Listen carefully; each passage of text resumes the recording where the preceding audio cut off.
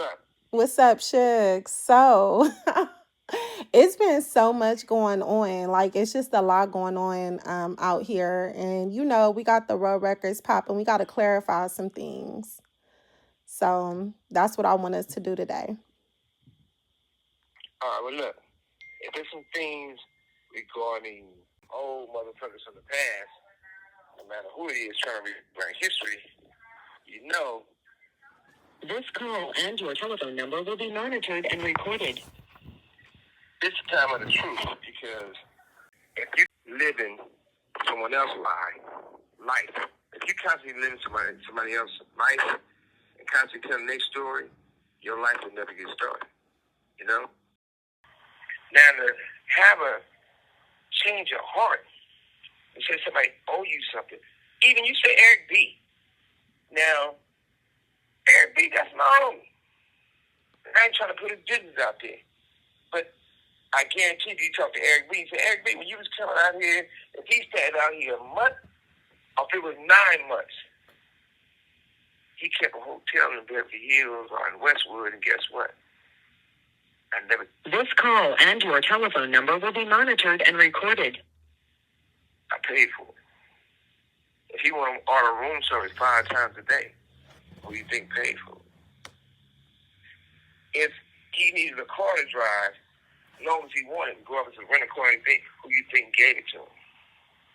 So it's always everybody trying to build a platform in a different way. But build your platform with the truth. Because what we're not going to do, we're not going to let people rewrite history. We're trying to help the younger generations. That's why you out there and y'all got these great ass artists and these young youth people doing music. Right. We're not going to let them walk into the blind. We're going to not let them be, start off with bullshit. And Pac, I feel I know Pac better than anybody. Pac, I never in my life seen Pac talk to the homies and say, what you think about this record? What you think about this song? What you think about this video?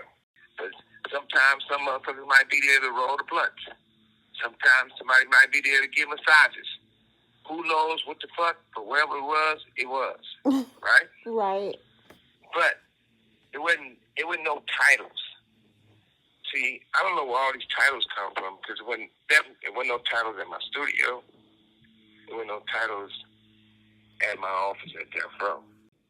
And as you know, in those days, Ruthless and Death Row was definitely not twins.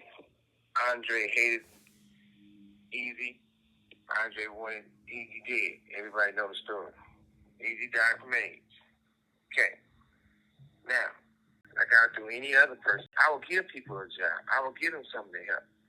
Even though at the studio, we didn't need no one at the studio.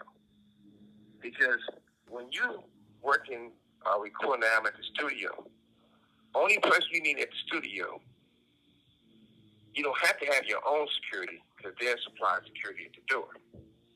But you can have your own security, which we had at the door. So was the ISIS girl the office manager? We never had an office manager. Oh, okay. We never had an office manager. Matter of fact, I'm going to give you this paperwork. It was a guy named Dave Misery, had a company. His company fell out. He started working for me. I didn't know he was working for me. And so he got some checks that I did not authorize, and they were stamped with a fake stamper. And when I found out, I said, man, you got to pay me this money back.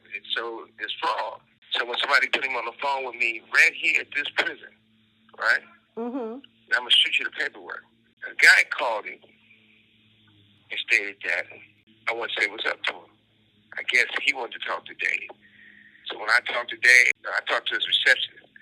I didn't threaten him. I talked to a guy that works there. I worked at Dave's office.